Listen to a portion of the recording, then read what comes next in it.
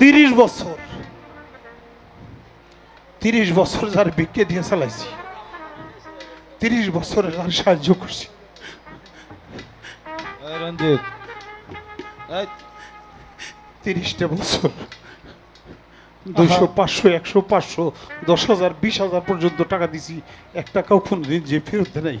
সে গত মাস 19 তারিখ আমার এই খবর করছে। 10-12 জন লোক নিয়ে আমার হামলা করছে।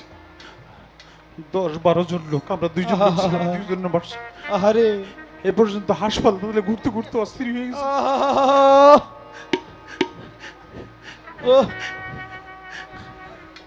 আমি ওই মানুষটারে যদি না খাওয়াই, আমি কুকুরে খাওয়াইতাম,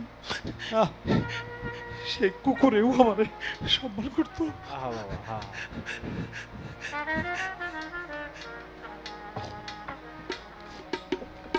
30টা বছর ধরে সাহায্য দিয়ে চালাইলাম। সে আমার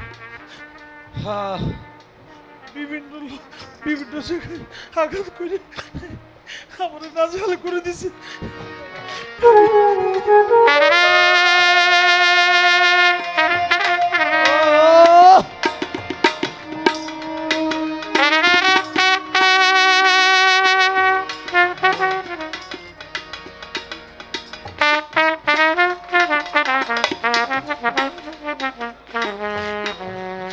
না পারি বলতে, না পারি সইতে,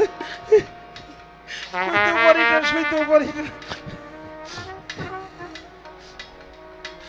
এটা কি মানুষের স্বভাব? যার কাছ থেকে জীবনে একটা সিগারেট খাই নেই, যার কাছ থেকে জীবনে একটা জায়গায় নেই, 30 বছর যাবত যাবো সাহায্য দিয়ে চালাই, তারা অন্যের কাছ থেকে টাকা পেয়ে আমার এই আঘাত করছে। আমি বলি না কোনোদিন, কিন্তু আজকে কথা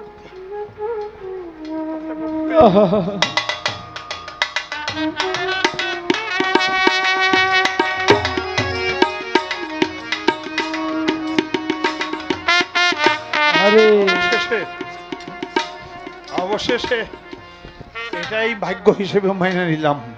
মালিক আমার ভাগ্যে ছিল তাই হয়েছে, করছে। জীবনে নবী রাসূলদেরকে আঘাত করছে, নবী রাসূলদেরকে মাইরে ফেলাইছে, ওলি আল্লাহদেরকে মারছে, মাইরে টুকরা টুকরা করছে, কাটছে। হয়তো আমার ভাগ্যে এটা ছিল, মারি খাওয়াটাও রাসূলের একটা সুন্নত। আমি হয়তো জীবনে কিছু করতে পারি নাই, অন্যায়ভাবে আমাকে যে আঘাত করছে, আমি মনে করি আমার একটা রাসূলের একটা সুন্নত, কিন্তু মানসিক কষ্টে আমি খুব জর্জরিত। এটা কি মানুষের কাজ? এটা কি মানুষের কাজ? না না। তাহলে মানুষের সে তো কুকুর অনেক ভালো।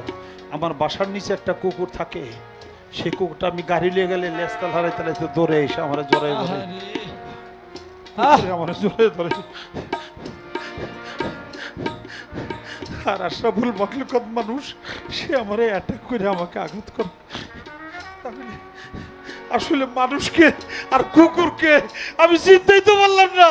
মনে হয় 4 পায়ে জন্তুটাই একটা মানুষ, আর 2 পায়ে মানুষটাই প্রকৃতপক্ষে একটা কুকুর।